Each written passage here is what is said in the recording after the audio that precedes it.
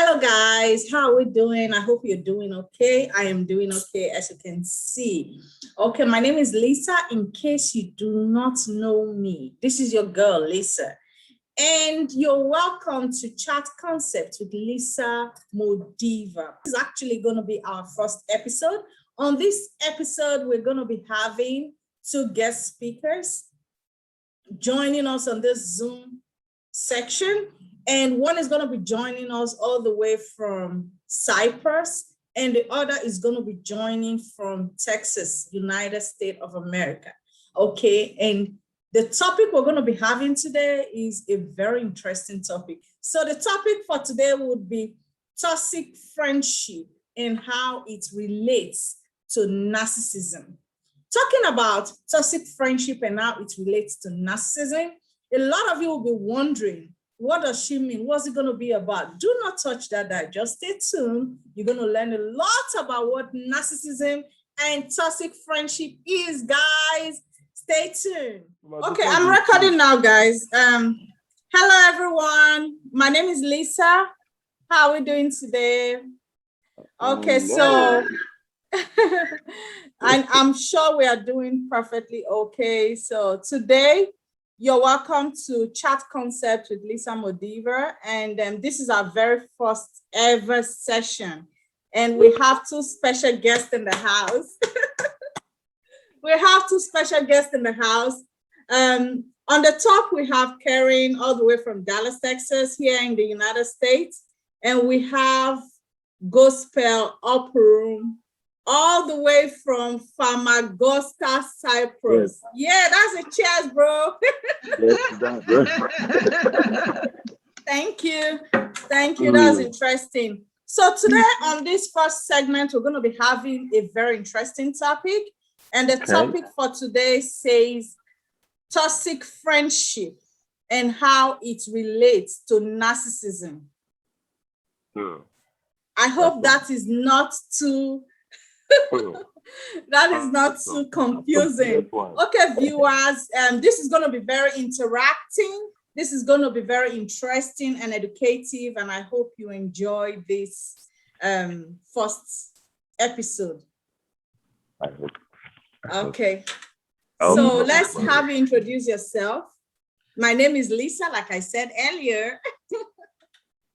Well, then I'll go next, I guess. My name is Priscilla Karen Bolu. I usually like Priscilla. I don't know why I type in Karen there anyway, but Karen is my first name, but I prefer Priscilla. Okay. Of course, I'm from Dallas, Texas. I'm a pastor, but you don't have to call me pastor. I prefer Priscilla if you want to. Priscilla is fine with me. And I'm happy to be here. That's an interesting topic, and it's going to help us a lot as children of God. And I believe this is the end time, and everything, getting crazy, and people need to be more sensitive to the spirit and sensitive to people around them. So I think this is a very good topic. That's awesome. Thank you. Thank you so much for that wonderful speech. Can we have you introduce yourself, Mr. Gospel? You just called my name, so it's okay. My name is Gospel Upper Room. Of course, I'm a Nigerian, but I'm here from Augusta, Cyprus.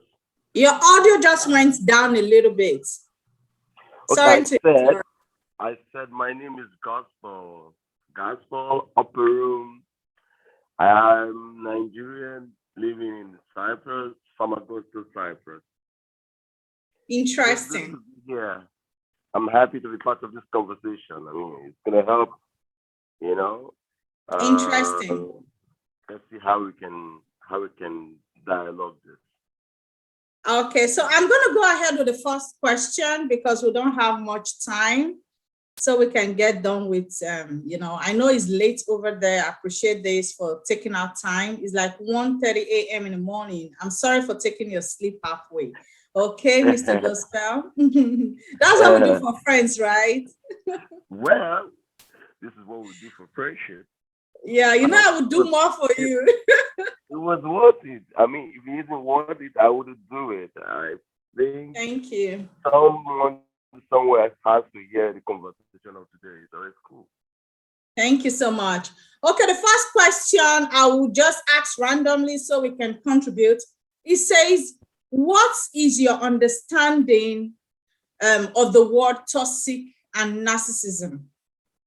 What do we mean when we talk about, being toxic? Remember, we're talking about friendship here, not basically relationship, but friendship, So what is your understanding by the word narcissism and toxic? Do you want me to go? Yes, please, feel free to go. Of course, ladies first. Men before. Yeah, from my understanding, a toxic relationship or narcissism is mostly, I would say, self-seeking. Someone who is very selfish, self-centered.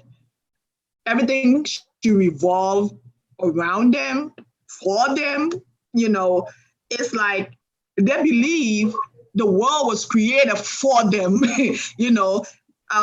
They think everything should revolve around them. And you see, people like that, what I classify them as being is more of someone who has low self-esteem, pretty much. Great. Feel like things should revolve around you and you should always seek attention. It means you have, low self-esteem. It means you're not who you think. You don't even know who you are as a person, pretty much.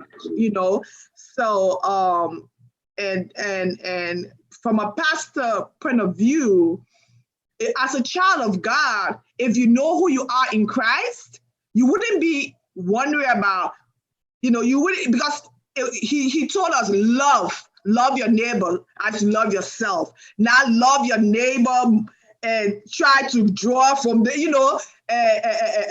seek yourself, not love yourself. Exactly. He would have said, love yourself. He said, love your neighbors as you love yourself. He loved us, so I just believe that that's my own view about narcissism. You like self-centered, self-seeking.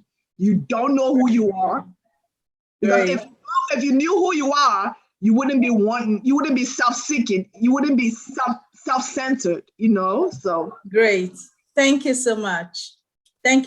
So let's hear from Mr. Gospel. What is your understanding, First of all, let me start by saying that the word toxic tells you that it's poisonous and it's very harmful. So I'd like to break it down.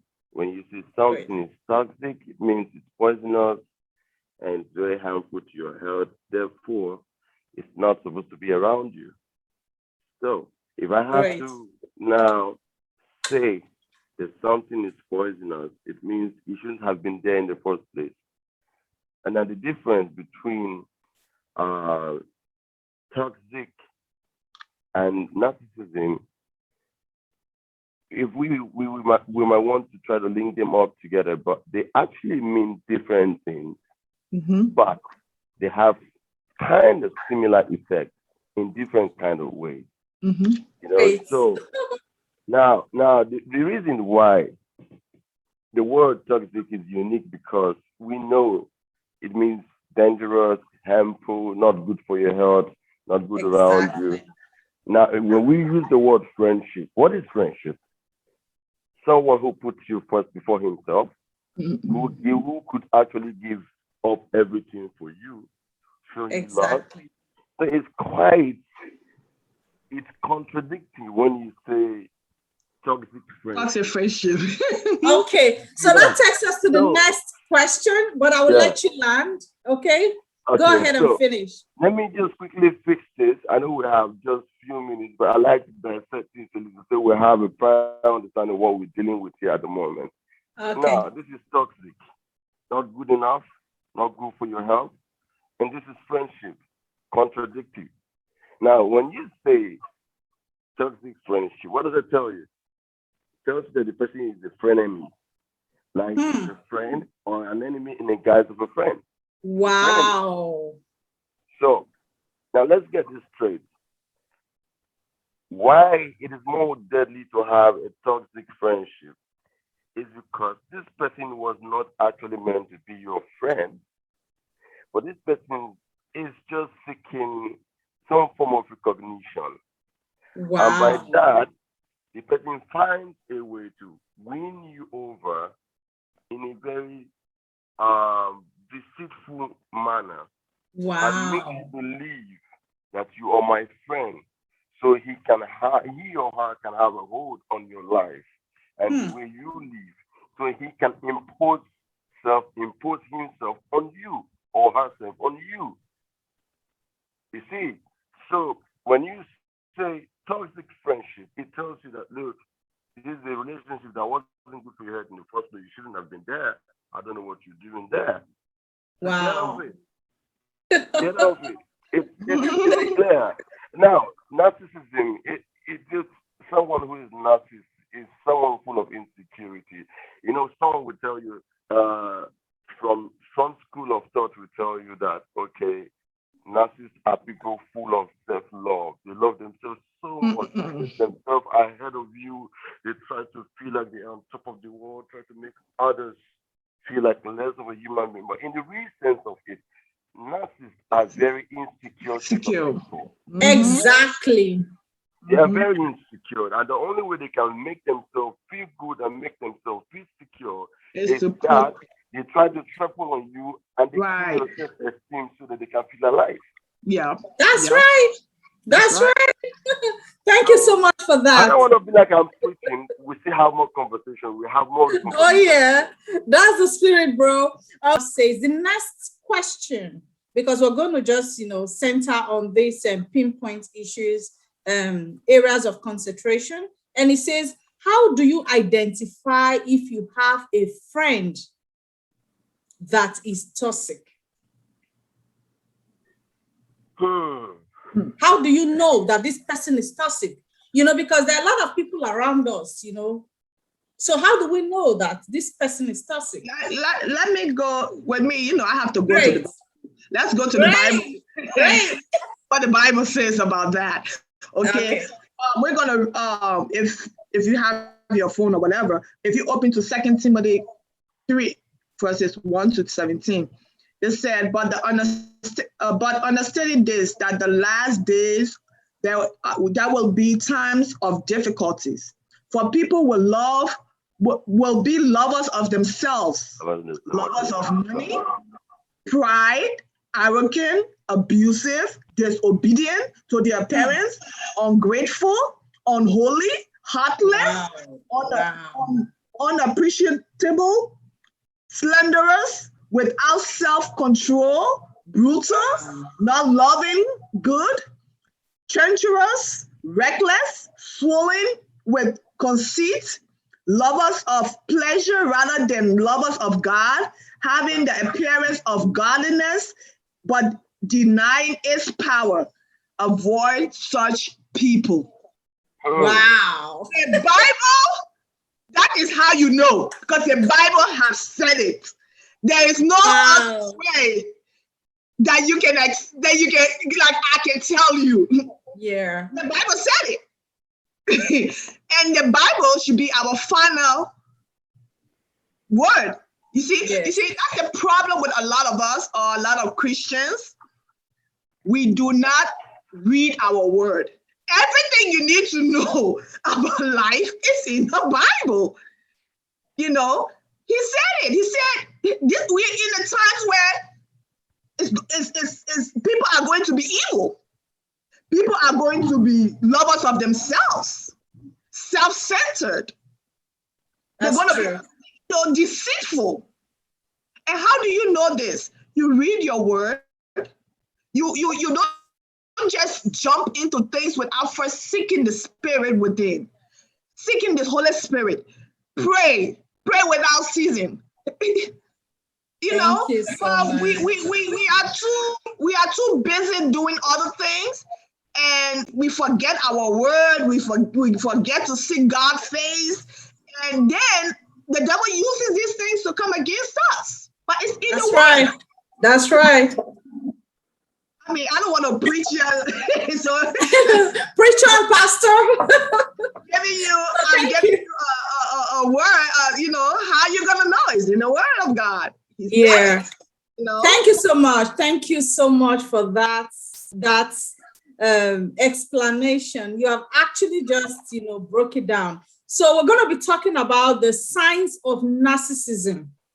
How do you now know the signs of narcissism? Because the Bible has just told us. So we're going to look at the signs of narcissism. Basically, I will just say some little thing and I will let us, interact as usual. Okay, talking about I like to come in here. Don't worry. Okay, go ahead. I like to come in, but I'd like you to finish. Go ahead. Okay. Someone who has some traits tend to be very arrogant. They tend to be egocentric. They lack empathy. They don't care how you feel. It's just about them. They need this form of admiration all the time, and they are self-seeking. They have a sense of entitlement, meaning they want to do what they want to do at every time. They don't care who's feeling the hurts and all of that. So basically, I would say some of these traits has to do with, like what Sister Karen said earlier. It's actually a way of defense over their low self-esteem. So I would stop there for now, and I will let you, come up. Okay. A true narcissist is someone with narcissistic personality disorder. It's a disorder. Yes. It's not normal.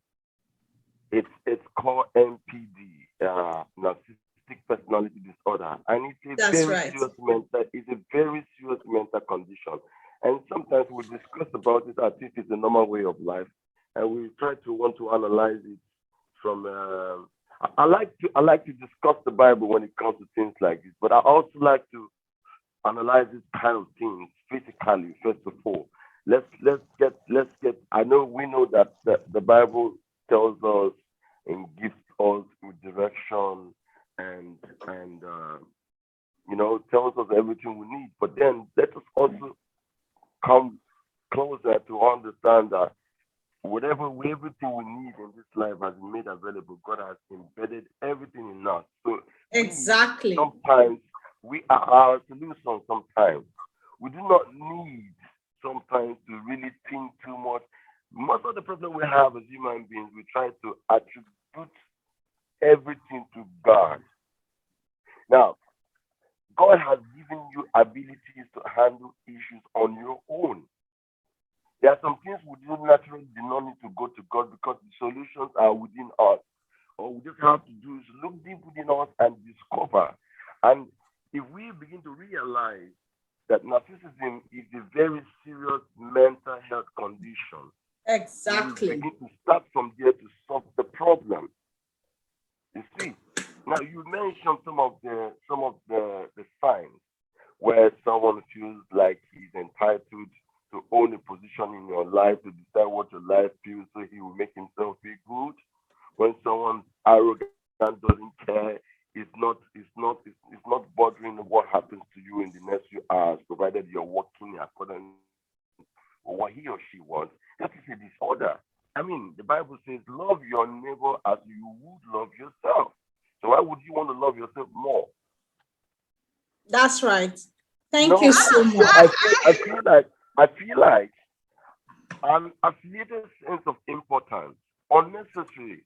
When someone has this sense of entitlement, unnecessary, even when you're not supposed to be there, you know that you are not meant to be there. You just have this entitlement, this affiliated sense of importance.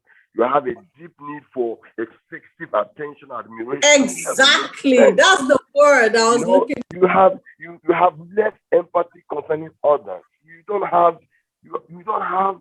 have any care. And such kind of people are always changing friends from time to time. They're having troubled friendship every time. When you see these signals and symptoms everywhere, you just know that this one is suffering. He needs That's help. true. He or she needs help. Okay. Let me come up. Let me come in there. Gospel. You made a statement that it's not everything we have to go to God, and God has put in the ability in us. I want to ask you this question. A child, say a two baby or whatnot, right? And that child, of course, he has it within him that he's supposed to pick up a food with the spoon and put it in his mouth. You think he knows that, right? But what happens? You have to teach him. You have to show him that, oh, this is what you do. You pick up this. You have to go through training. The child still has to look up to his mom, even though he has the ability, or even though God has put in the ability in him or her, but still they need directions. I know a lot of people are, they try to make everything scientific and, factual and whatnot. But you have to understand is that we are from God. Okay? Okay. Body, soul, spirit. We are God's children. We are from him. And there is no better way to know how to live on this earth without going to the source, the person in the first place. Exactly. So, what these people, yes, they have disorder. It's not something that they were born with. God, because in the Bible, he said he created everything perfectly. There were some certain things that happened, for them to, some of them were abused. Not that I'm trying to back them up or whatever, Some people were abused. Some people had hard times, as a child. Some people were neglected.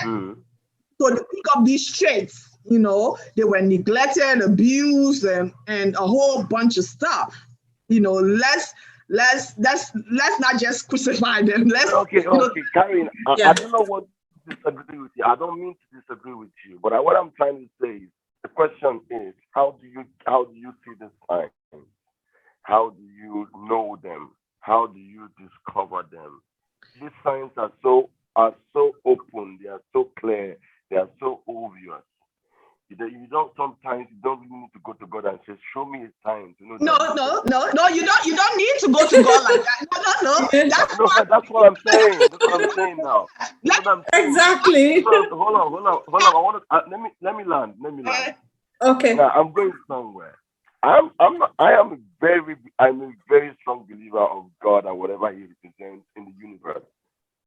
And I also can tell you for a fact that I believe him so much in almost everything I do. But you made a very good instance when you said a child has an ability to do certain things, but sometimes may not know how to do it except he or she's been taught how to do it, right? Not sometimes. Now you cannot tell me. You cannot also tell me that a mother will always continue to tell a child how to live, even when the child is 60, 70, and going to 100 years old. No, that's why it is expected for the child to have been well trained. Some people did not grow up in church. Some people had no encounter with God. They were never taught the gospel. They may have grew up in church, but they were not in church.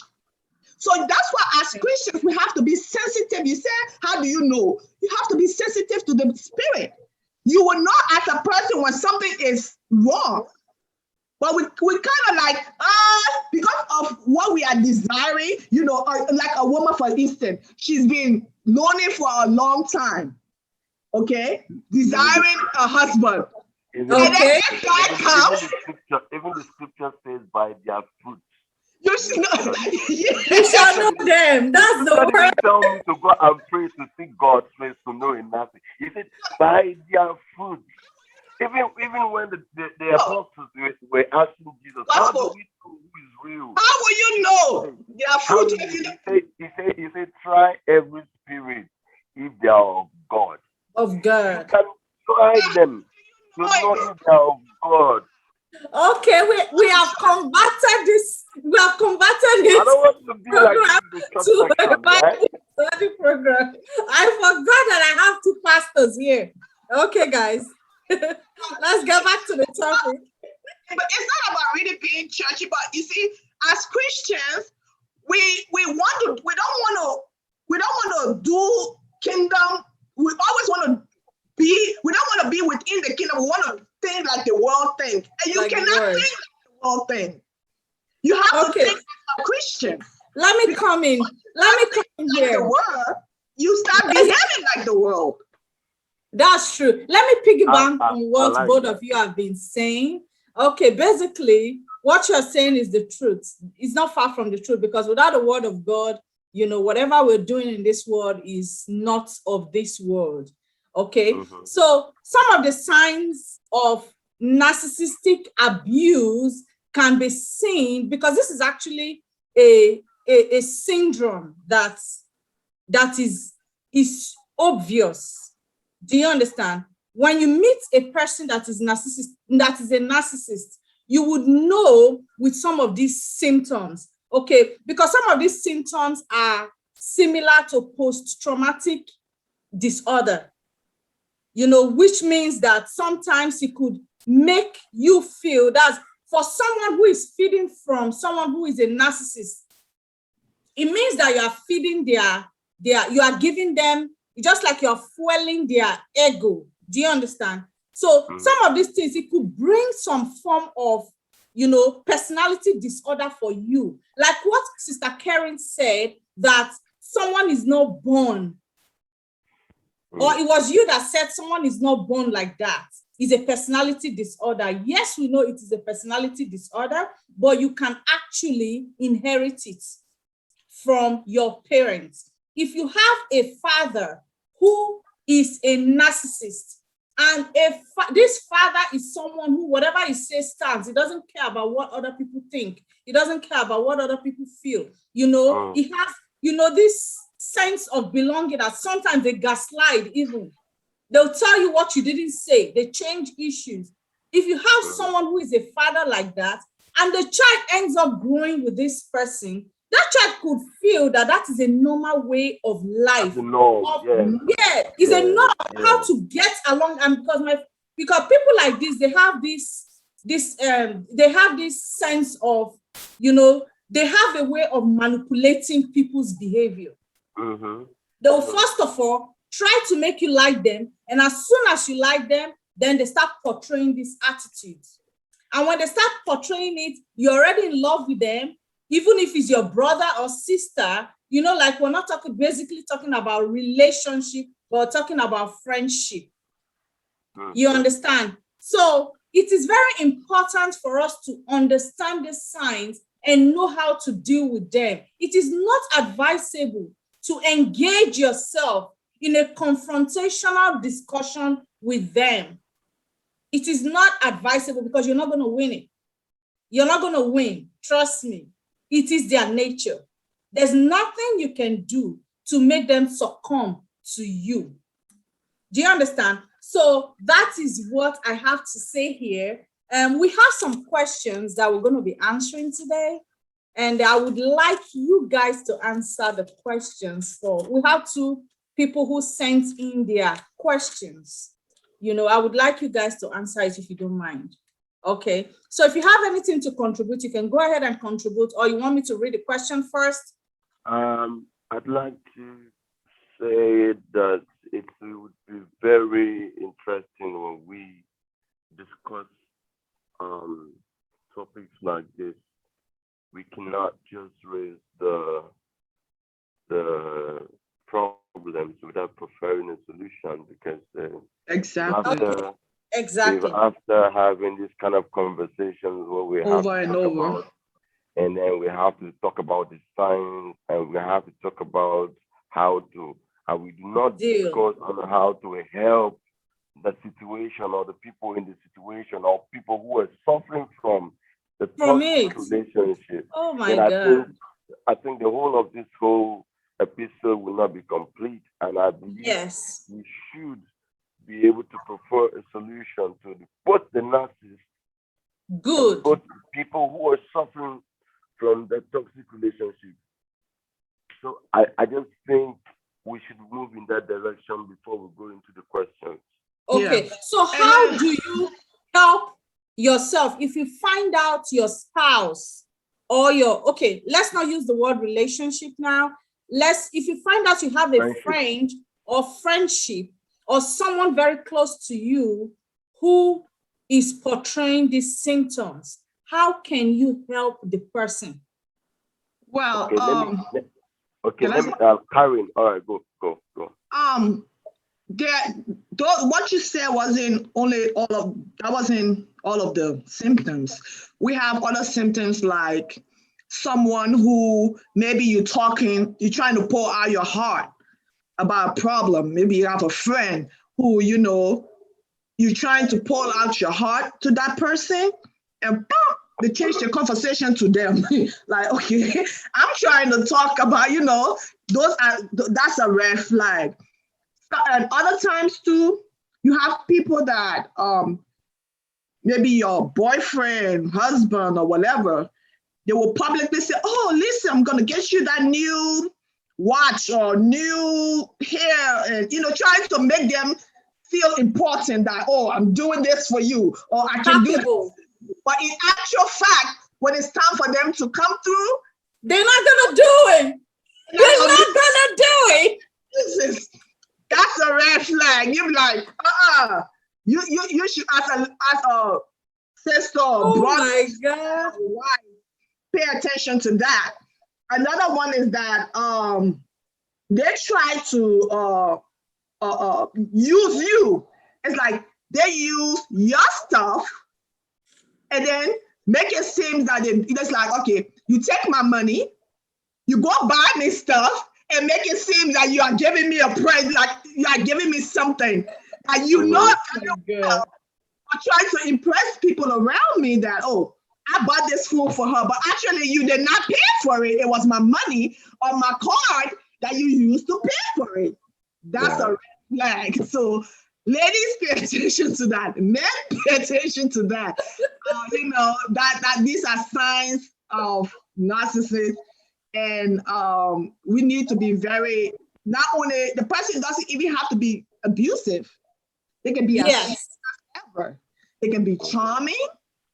Narcissists is not really has to be aggressive. No.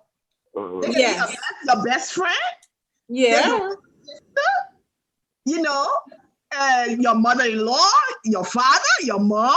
Exactly.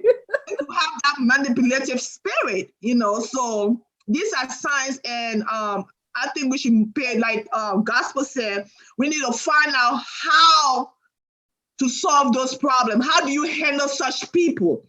How do you, take that to. Okay, Gospel, if you find out that I am a narcissist, right, and I'm this close to you, how are you going to deal with me living with you? You can't just throw me away, So how are you going to deal with me? How are you going to try to help me? Because remember that I do not listen. You say one thing and what I hear is another thing, right? I do not listen because I'm always right. Okay. Let me start by saying I would never wish you to become a narcissist in Jesus' Amen. name. Amen. I like to take you out of that circle first. Amen. From that circle. Okay. Then but after saying that, let me just see if we have to prefer a solution to people who have been abused in a relationship. Okay, let me not go relationship ways, in a friendship, and then who happens to find that the person they've been with in this friendship with for a long time, or he or she is a narcissist. I think it's going to be a long walk. It's going to be a long walk to get out of that circle. The best option, like I said, anything toxic is dangerous. But how you manage or how you get out of it is with what matters. It's not how you found yourself or how why you are there, but the moment you begin to realize that you're in a wrong spot, and then you make the decision to move Mm-hmm. and take yourself out of that place, and then how you go about it matters. There are three steps. First of all, you have to agree with yourself that you are in a wrong friendship. Good. You have to you have to have that self convince conviction in you, that self realization that you are in the wrong place, and then you have to decide to move. That's the second step, and then how you move also matters a lot, because when Yes. you are in a friendship or something I can call a situationship with a narcissist, getting out sometimes can be very deadly. There are some Yes. very dangerous narcissists that could even take your life for trying to leave the Wow. friendship. Wow. It could be as deadly as that. So let me start by profiling my number one solution. Good. Because I believe, first of all, that for someone to be able to get off that web, narcissists have this way of making themselves look classic, influential, enticing. Like Karen clearly said earlier, they don't really come as very um, all choky and stuff. They could be very fanciful. They could be very seductive. They could be very nice, come with high aspiration, lofty dreams. You see them living this Wow. kind of exotic kind of lifestyle, and you envy them. And Deceitful. sometimes most of the reasons why people still suffer in this kind of relationship is when they think, oh, I'm going out with this guy. He has this kind of flair. People respect him. He has this respect. He commands this kind of amount of respect. And I think I'm enjoying that same level of respect. So because of that, I do not want to leave. You see, And they will first of all, subject themselves. dude, now my number one solution is stop falling for the fantasy. Wow. I'll note that down. Go Number ahead. one, stop falling for the fantasy. Majority of the people who are falling for this fantasy has this kind of obnoxious thoughts or notion because they haven't yet discovered themselves who they really are for what they really are. And that's why they think they need to be validated by someone else's glory and love. Exactly. So take off those color glasses from your eyes, focus on your own dreams, and never fall for that lies of the pit of hell anymore. Wow. Number two step is set, set a healthy boundary. Healthy boundaries. Set healthy boundaries. Set healthy boundaries. You see, to leave this kind of friendship, it's really very deadly. So you have to plan. How do you do this? I have seen that this person is doing too much and I cannot take. I begin to think of setting boundaries. But I cannot just wake up one morning and say, hey, henceforth, I don't want to do this with you. I don't want to do that with you. I don't want to do this. No, it won't work. It won't work. It will not. You have to Yes. plan ahead. You have to look at the areas which you think you can start with. It's a gradual approach. Look, if I want to teach this kind of people, you can take, I used to have this kind of toxic kind of friends back in the days. And trust me, if I want to deal with them, if I want to, it could even take me 5 years to teach them out totally. Because I will Wow. gradually start withdrawing. Okay, I set the boundaries. And somehow they won't see me coming because I'm leaving gradually and they don't know I'm leaving.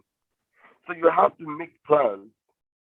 When you set the boundaries, you have to make plans in motion on how to initiate it. It's very, very, very, very, very important. And while you Wow. setting these plans, you have to consider a gentle approach. Because Gentle approach. exactly. Because like I told you, narcissists could be very deadly. They could be, you know, these people, they have this kind of ego, very egocentric people. So if you're not careful to approach this distance thing, they will feel like their image and their self-esteem is being dented. Dented. And they will come all out Confrontational. raging. They will come all out raging at you. And they could even come up with a distrustful and dysfunctional behavior just to get at you at Any cost. So you have to consider a gentle and peaceful approach in such a way that they don't see you coming. Okay. Even if they try to hit you hard, you just go defensive and go peaceful, calmly. So even if you have to walk away, if need be, just walk away. Walk away. Walk away. You understand? And please, do not set a boundary until you are willing to keep the boundaries. That's right. Don't. Do not set a boundaries Don't until set you're a willing. boundary until you are willing. You're willing to keep the boundaries. That's interesting.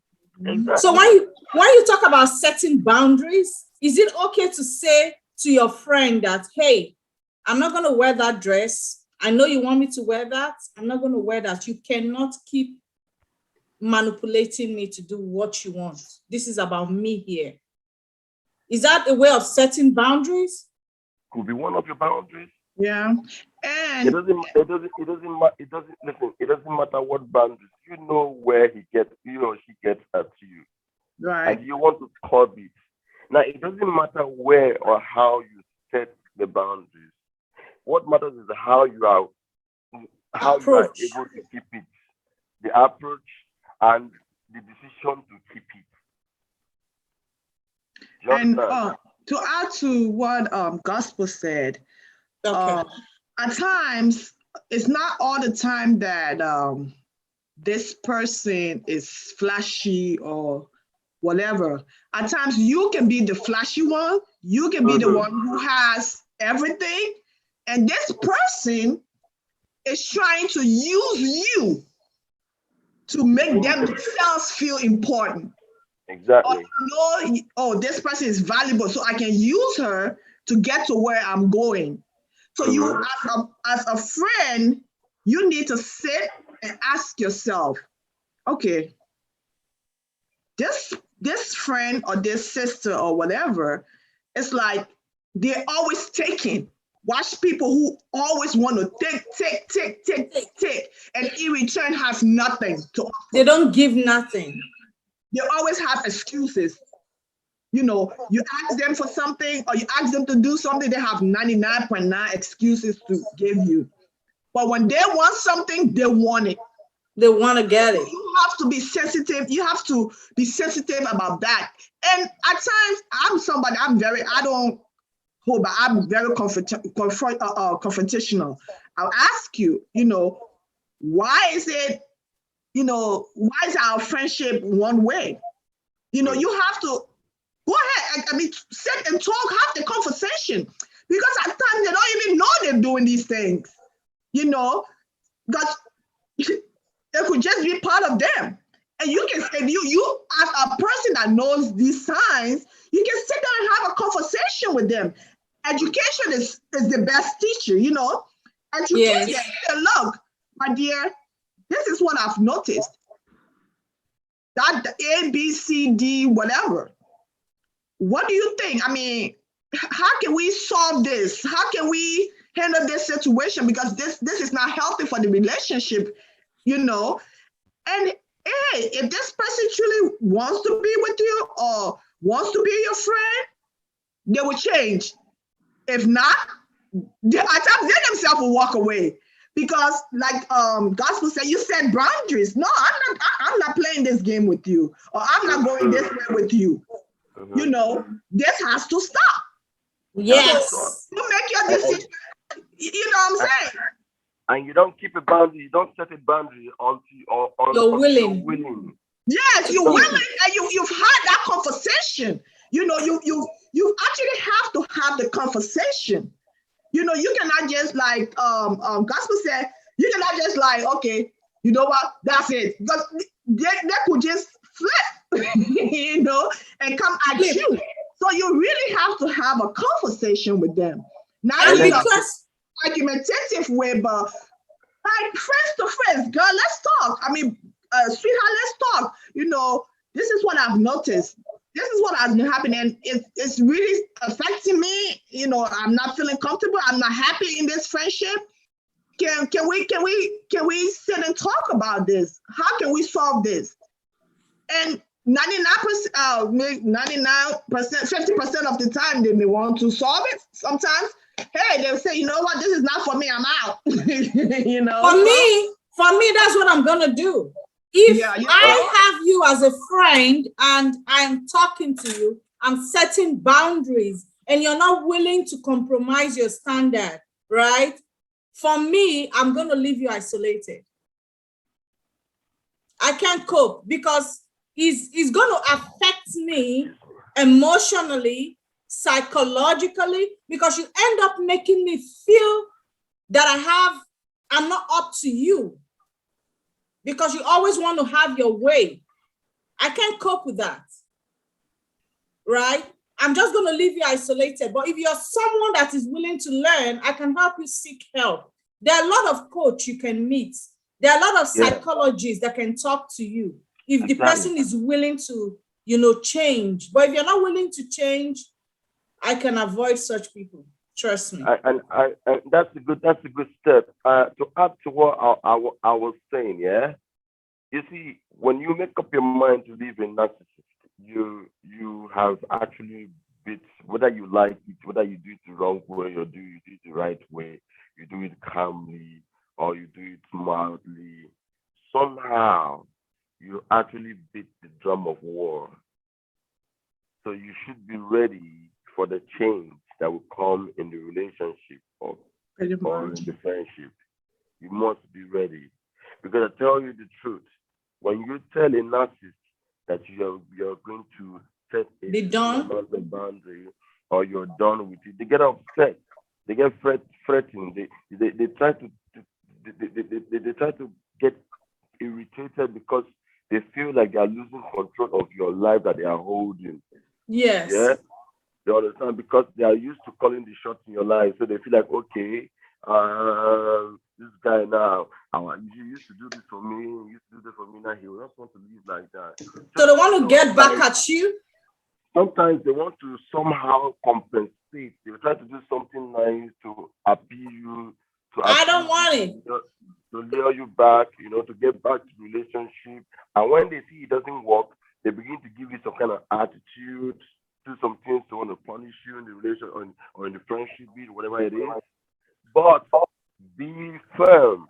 That's why I said, do not compromise. Be ready for whatever changes that will come with the friendship. It will help. That's right. And another thing that I always tell people, know who you are. Yeah. Don't go arguing with an narcissist. No, just know yourself. Don't do that. No, don't go arguing. Know yourself. Know your personality. Know who you are for yourself, with yourself, in yourself. Be convinced about everything you say. When you say this is a narcissist, they always don't agree. They always think that whatever they do is 100%. So you don't even need to go having an argument with them. Don't even seek their approval on anything. Just know that you know what you know, and what you know is enough for you. And trust me, the greatest mistake you can make, if you argue with a narcissist, you have given him or her an opportunity that you have you bought into their idea about you. Exactly. That means they're feeding off you. Mm-hmm. They are feeding their when ego. When I'm arguing with a narcissist, I'm trying to validate myself. I'm trying to seek an approval. It means that if they see me as being stupid, I've actually proven to them that I'm stupid because I'm arguing to validate myself. You know, that's right. Thank you so much, guys. The last part I want to add to that is when you think you've done everything to want to let go and you think like your life is being threatened and you don't know whatever, just try to seek help somewhere, maybe from a psychiatrist, maybe especially when you think that your life is at risk, call the 911 or maybe call anywhere. I mean, these days you don't call 911. Okay, you don't call 911 again, eh? No, in America, you don't call them easily like that because you don't know what's going to happen. You have to be aware that too.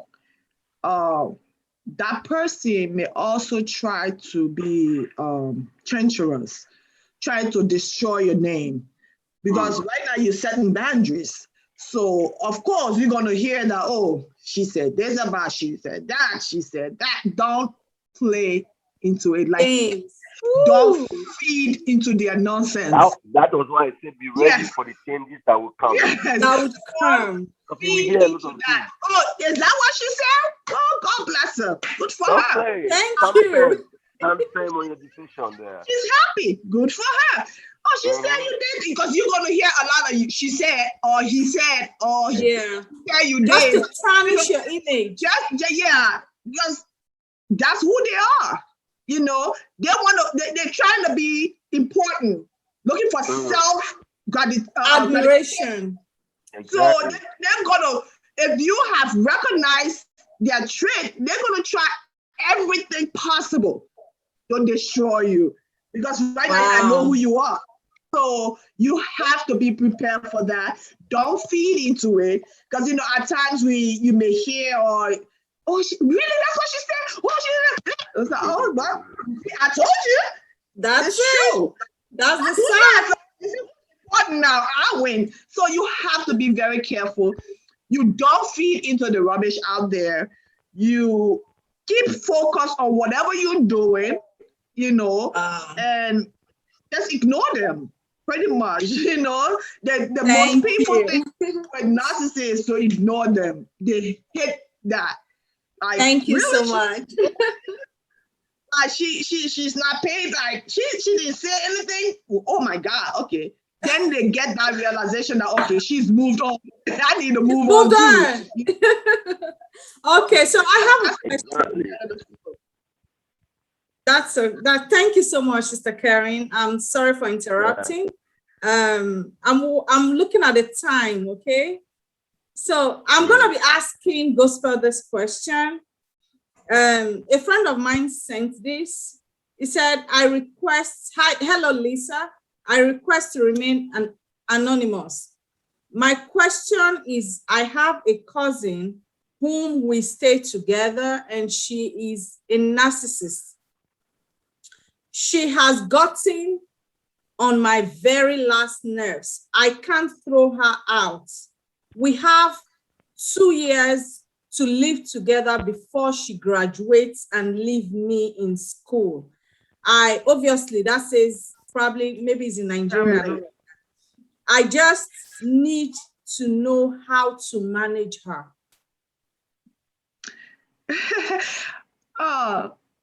Anonymous, you cannot manage nobody.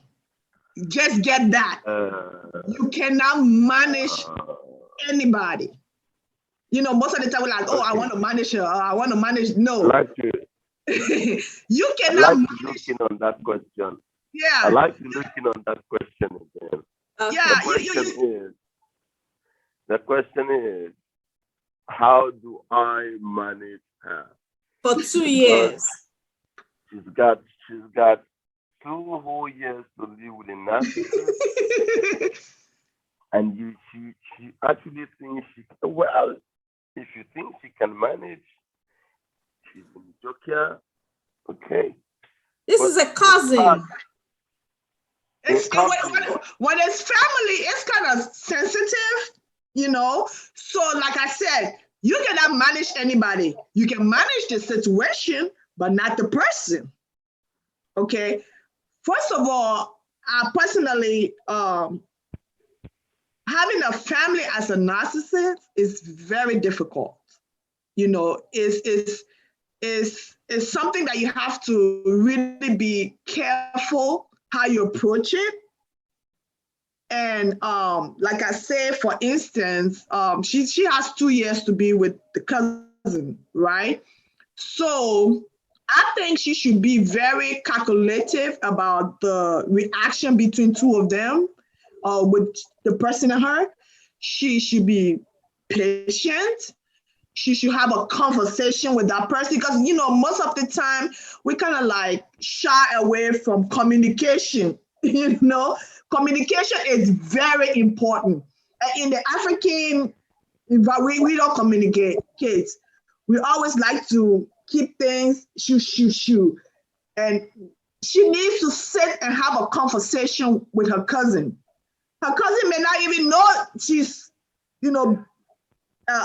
exhibiting these traits. So she needs to sit and have a conversation with her.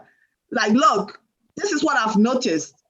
That's why I like the Black American and white people. They come forward and tell you, like, look, this is it.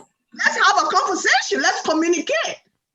Look, sis, you're my sister. I love you to death, and we're family.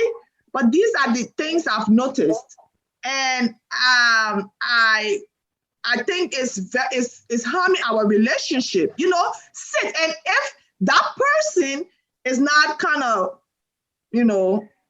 trying to change or whatnot, take it higher. I'm sure they have an uncle, they have a bigger sister, she has a aunt, or a best friend. Let there be a conversation. Whoever is pastor, whatever they have to talk to, or whoever they have to talk about it. Don't manage. You can't manage things. So what if after the 2 years, she leaves and you guys happen to live together again? Will you continue? After the 2 years, she has damaged your look. She has self-esteem. Yeah. That thing about management is not right. Can I come in here? No, sure. Yes, please. You see, the problem with a average African blood, we have been so damaged psychologically that we tend to want to manage everything. Mm-hmm. It's common with the average. I don't know whether it's the chains of slavery, because sometimes I don't want to deviate a bit, but I just think that it's like the chains of slavery was taken from our hands, of our ancestors and our legs, and it was changed in the mind. Yeah, our brains. It's crazy. That's not funny. How do you think? It's a serious. It's a problem. Mm-hmm. I get so pissed when people can sit down to think, to calculate, to find an answer to their problem, and they want to manage. If it is not good, it is not good. It's not good. If it can be replaced, replace it immediately. Mm-hmm. And not cut it off. Even the Bible says, even your one hand will make it to sin. Cut it off. You don't need to manage anything. Family or no family. You can actually keep them at bay without even getting to let them know that you are keeping them at bay. Like I said, when I start withdrawing from people who I think are very toxic, it would take me 5 whole years. And I get people like my wife coming to tell me, oh, Daddy, you have to do this. Don't talk to this guy again. You have to stop doing this. This person doesn't deserve all the good you're doing. I'm saying, babe, slow down. I'm getting somewhere. It's a slow process. It's a very slow process. But that doesn't mean that you are not smart enough to know that you're in deep shit. But you're moving. You're moving from one step to another. And then before you know it, boom. You're out. It has happened. And then there's no going back anywhere. Thank you so much. Whatever thing you do spontaneously, you will be forced to go back to it spontaneously. That's right. Over the years, I've discovered that whatever rash decision you take has a following consequence. So you have to be slow to think. Now, my advise to that lady, Good. if you cannot cope with it, kill the emotion. And do not be surprised that it is not because this lady doesn't want to leave. It's because she has fallen for two things: the lies, the fantasy that has been painted in her mind concerning this cousin of hers, Exactly. or she has accepted her low self-esteem, thinking that if she leaves this lady, something's going to happen. Maybe she's going to feel lonely, And she's going to survive. feel guilty, or Out some of kind pity. of sentiment. Yeah. Wow. Wow. That's a very Something like it. wonderful contribution. That's a very wonderful contribution. Simple. Okay, my own contribution for her would be not to engage in any form of confrontational attitude with such people, because when you do that, you're making them feed their narcissistic supply out of you. So my aim is not to make them have their way. It means you should ignore them. You know, if you can avoid it, like what Mr. Gospel just said, if you cannot live with them, leave them alone. Because by living with someone for 2 years who is a narcissist, trust me, by 2 years, you would have been emotionally destroyed. The depression will be so big. That's why she really needs to have a conversation with that young Exactly. and try to put everything on the table and, seek help. Pretty much seek help. She may not even know that she's doing what she's doing. She may feel it's normal, She may feel like, oh, well, that's just me. No, it's not just you. Yeah. It's wrong. Wow. Wow. Wow. It's wrong. It's wrong. That's it.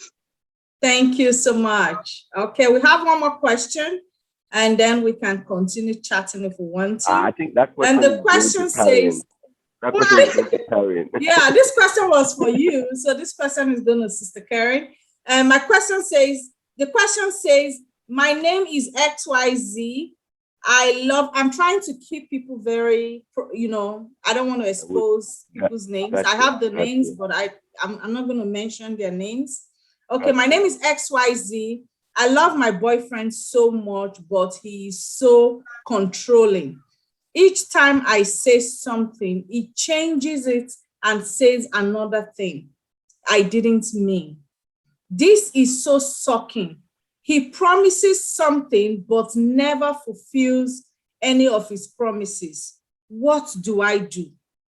I have another clue. She told me he just proposed. She put it in the mail, but she told me he just proposed. How can we help her? Pastor Karen, over to you. Over to you. Well, XYZ. I'll keep you in my praise, but this is what I have to tell you for now. What do you want? What are your goals? What do you see yourself in 10 years? What do you see yourself in 15 years? Do you see yourself as a wife that is always in the bathroom crying with her children bringing her tissue to wipe her tears?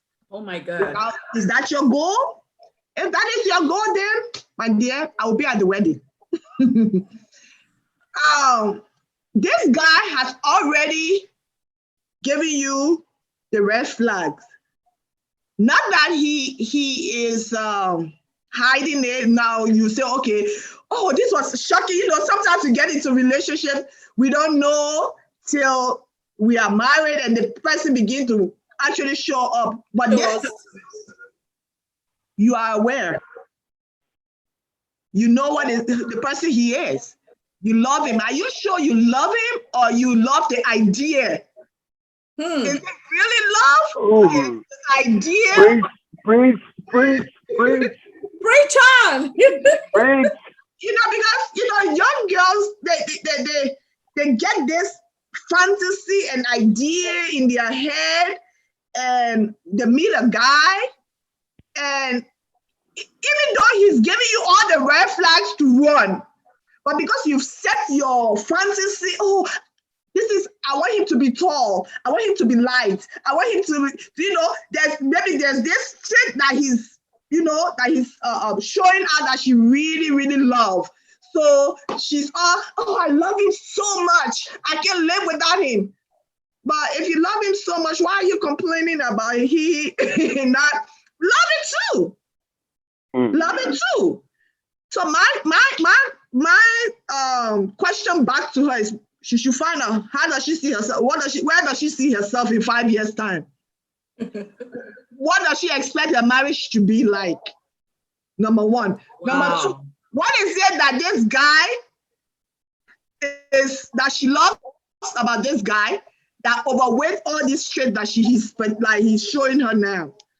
So she because I cannot tell her to leave her engagement, because I can't tell her, hey, leave your fiance, because I don't have a fiance for her. But I would tell her she needs to go and pray about it, seek counsel from her pastor, because the guy is already giving you signs. You guys usually in a relationship with a man, it's the boyfriend, girlfriend time that the thing is sweet. And now when you get into the marriage, that's a whole new game. Like a new ball game. Game right there. Okay. All right. Wow. Okay. Go ahead. I must say something about this one. Go ahead. Can you take over, Jimmy? The flies here. Okay. Karen. I like the way you answer your question. Nice one. That's a plus. Thank you. Quickly, over the years, by God's grace, I'm doing my 6 years in marriage. Wow. And I cannot tell you that it's been very rosy. It's been ups and downs, but overall, God has helped. That I am having a lovely home and a happy home, because I find myself in the midst of people who could give me godly support and godly advice. Because it gets to a point that even you begin to doubt yourself if you really knew what you are doing. At some point, it's not because your partner is actually very wrong, or it's not because your partner has done the worst thing to you. It's just because at that point in time, there are a lot that is going through your head that you cannot wrap your mind on it. And then you look around and you begin to look for who to hit or slam with the pain and pressure. Because you feel like you do not want to share that pressure and that burden alone. Wow. I feel like, okay, somebody should share this pain with me. Do you understand? It's two ways. It's either you talk it out or you send the signal in the wrong way. In the wrong way. And I am this kind of person that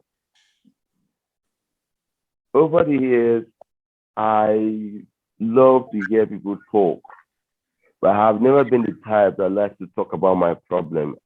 I can swallow my problems, and I will laugh from now to tomorrow. You will know that I am dying inside. This kind of suffering and smiling. And it's so bad that my friends never believe that I have a bad time. I'm sure Lisa never believes I have a bad time. Never seen a bad moment. They have never seen my bad. I'm always happy. Now, I'm not trying to I'm not trying to wear a mask or put a face out there, but I just feel like it's of no use bugging people with my problems. Yeah. So if I can just get a friend or two to discuss with at that point in time, to laugh or to do something, to laugh, to go hang out with, temporarily, I feel like the pressure is Down. I just need that company, laugh, chat, probably, you know, it helps me to die. That's why people do not know. So if I tell you I have a problem, you would know. Now, the thing is, you may not know what the guy is battling with, which spirit or demon he's dealing with at the moment. But that doesn't make Spirit, that I'm doesn't. I use the word spirit or demon is dealing with. It may not necessarily be like demon in quote, but what I'm saying. I'm just saying that. Why are you finding excuse for him? No, I'm not trying to find excuses. I'm just telling you. I'm just pulling your legs. Because the thing is, it's easy for we to just we've heard the part of the woman. We don't know what the man has to say, but she's laying a demand and a complaint, and I think she needs help, and that's why we are here to help. And the only way we can help. He says one thing and he does another thing. He never keeps his promises. That's an integrity issue. I was going to touch on that. When people say a thing and they don't keep it, it's not actually good. It's really wrong. Very, very wrong. Sometimes some people say things to impress. Narcissist? Narcissist? Say things to do what? To impress. Make himself feel good. Sometimes I think people feel like, let me just say the word. I don't attach any meaning to it. They just drop it. They don't even care what impact it has on the mind of the other people. person. And sometimes they just want something from you.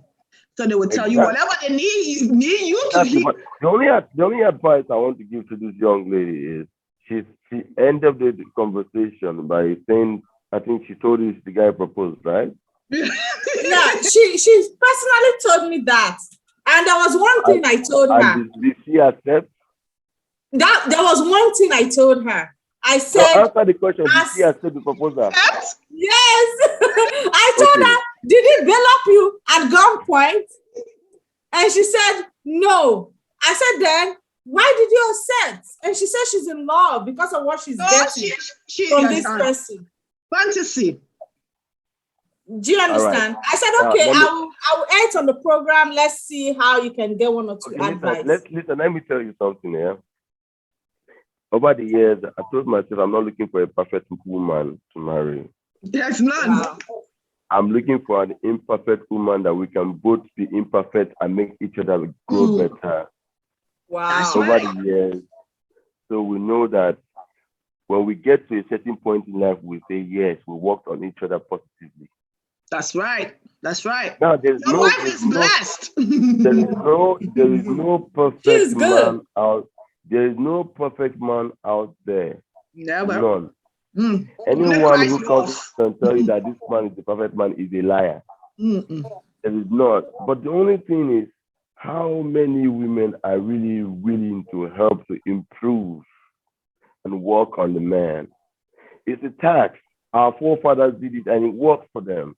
But it's sad these days that a lot of women are just jumping out of their home because they're not willing to put on the effort.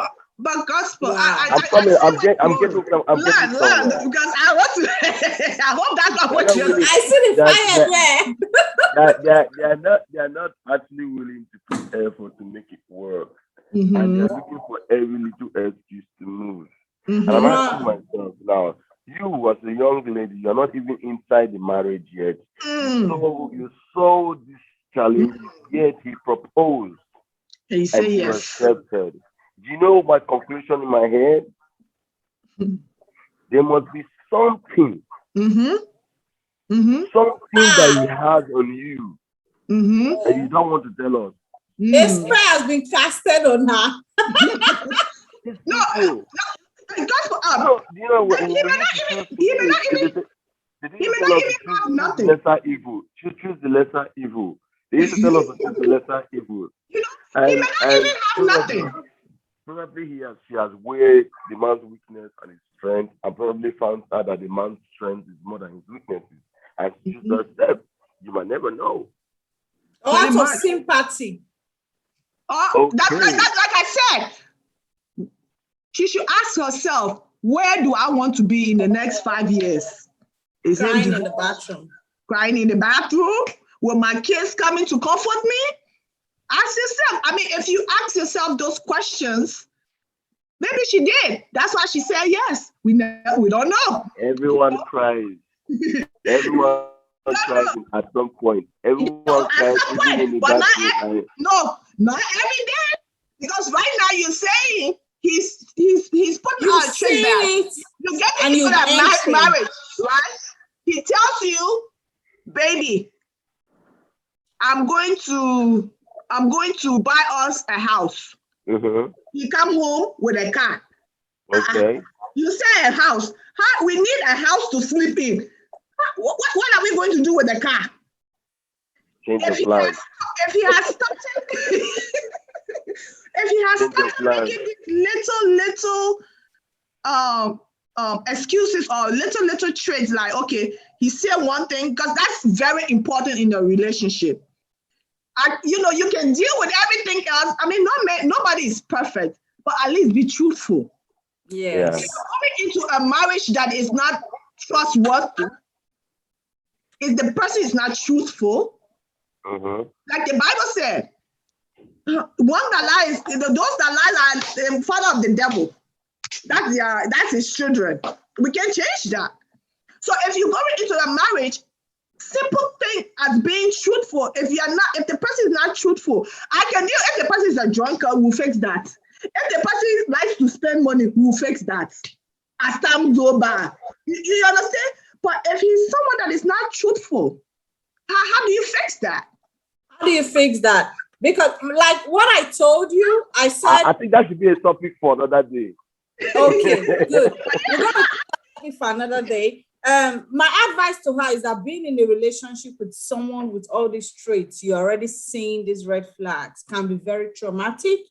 Being in a relationship with someone who does not tell you one thing, who tells you one thing and does another, can be emotionally draining. And you don't want to deal. You don't want to deal because it's too soon. As long as you can still return the ring. But sometimes she has this fantasy. She don't want to, if they bring maybe 5 carats, she has to post to her friends. But my dear, you pay. You're gonna pay seriously. And are you willing to pay the price for that? Are you willing? Karen, you can repair a broken relationship, but you can never repair a broken home. Yes. Whether the world wants to believe or accept it or not, if one is divorced today and married to another, you cannot make up for the years spent together. The commitment, the time and energy. You can never repair that. If you deceive yourself and tell yourself, I'm remarried to someone who's treating me better now and all of that. You cannot fix that. You will go to your grave with that. And that is why it is always advisable to walk away while you can. While you can. A relationship, not a marriage. Yeah, you're only in a relationship. While you can. It is only a relationship and not a marriage. It's not a do or die affair. When kids start coming, that's a whole ball game. Sometimes people come to people's life and they pass. And there's a reason for everything. Just maybe that person came to amend one thing in your life. God kept that person there just to amend a certain situation. And successfully that person has done that and his job is done. And he just wakes up one morning and says, babe, I think this relationship is not working anymore. I want to move. And you're like, what have I done wrong? You might have not done anything wrong. You might say, the mission has been accomplished. It has been accomplished. Just see it as an act of faith and move. Why I hate the fact that Africans are good managers, even when they are not supposed to manage, what to manage. But honestly, I think she needs to reassess that situation properly before they should go for I don't know if she has a pastor. They should go for counseling. I don't know if they've sat down for her to air her issue with him. Have they talked about it? Have you sat with him and said, look, these are the things that I've noticed? You know, we Black African people, we don't talk. I'm all for conversation. I'm someone, if I'm doing something, tell me. If you're doing something, I'm gonna tell you. Like, I don't hide my feelings. I don't keep it. I don't hide it. Maybe because we're in the Western world. I tell you, it's either you take it or you don't, and then I know how to handle you from there. Then I know which line. For me, yeah, I don't talk all the time. I accumulate my own before I talk. That's dangerous, bro. That's bad now. You kill somebody. No, I will tell you why. I will tell you why. I'm this kind of, probably I was wired in a certain kind of way where people try to abuse me and emotionally, and I have a very good shock observer. I can absorb it for a certain number of years. Yeah. Like I told you, over these years, while I'm observing, I'm looking for the best possible boundaries to create to start. I would have been dead. I can't cope. I can't deal. And then before you know, one day I just tell you, boy, see you. I can't do this anymore. I'm done. I'm sorry. I'm done. And you're like, but you said you forgive me the other time. I say, yes, I forgive you. Also, you're like, FBI. FBI. Wait, you say you don't have this one in your mind anymore. Why you see? I say, look, it's not about me forgiving you. It's about you keep repeating the same thing over and over and over again. You don't grow. Even a child who is 2 years old, if you give grows, 10 years, you become 10 years old. People grow about some certain things, and let me know you're making effort. But when you're not making effort, it's the problem. I would just wake up one morning and say, since I don't know how to be talking, I feel like if I see an 18-year-old child now and say, my friend, will you stop that? Why are you behaving like? I feel like I am denting his emotion. So I rather keep hurting myself, saving it, just not to get you pissed. But trust me. No. Trust me. When you blow, that is bad. I will never. I will never stay in the fire to keep you warm. I will never stay in the fire to keep you warm. When it gets to that, I don't do that. When it gets to that point, I cannot hold it anymore. What I just said is, I say, boy, I'm done. No more, never again. This application shall not arise again the second time. Never again. With me, I just tell you, say it out, get it over with, and I'm done with it. If I say, gospel, you did A, B, C, D to me. I don't like it. If we have to argue, we argue about it. We have to cuss each other out or whatever. We do whatever we have to do, finish, done, and then we continue our life. Let me tell you why I don't tell people what is wrong. Because I believe that before you do something and you hurt someone, I feel that there's something in you that should tell you that you hurt someone. Not all the time, though. And every human being has a conscience. Not all the time, though. No. Sometimes we know that we hurt people, but we just want to tell ourselves, is it not okay now? What I do is, if you keep hurting me, what I do is I can forgive you, but I'm not going to reinstate you back into that position where you hurt me again. You see how now? With me, I will tell you, and I cut you off. I don't reposition. I don't hear about but that's what my husband like. You need to stop that behavior. You're a pastor. You can just be cutting people off. But all I require from you is I'm sorry. So much, guys. I'm sorry is all I require. And once you are sorry, That's it for me. I don't care no more. Let's move on. Let's get to some. What else can we do? Yes, Thank you so much, guys. Welcome to the end of this section. I know we don't want to stop. I know. How did you sound? I know. What do you have to say to the viewers? Okay. Do you go first, Karen? For me, okay, Karen, go. Sister Karen, you go ahead. Well, I just want to say, guys, thank you for having me on here. Thank you, Lisa. It was an honor being with you guys. Thank you, Gospel. Nice pleasure meeting you. For the first time, I have fun. And guys, I hope you guys will, keep joining us. Hopefully, I will be back next week because I really have fun.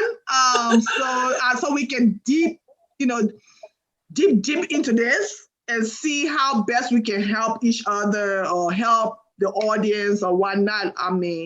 So I'm grateful to be here, and I thank God for Lisa. She's been an awesome friend. I love you. And thank you for having this. This is really good. I'm so proud of you. Thank you so Congratulations. much. Congratulations on your engagement. I can't wait. I cannot wait. This is actually an engagement. Thank you so much, Sister Karen. Yeah. I appreciate that. Gospel Upper Room, what do you have to say to the viewers? Now you want to make me cry. Oh, Lord. Don't be naughty.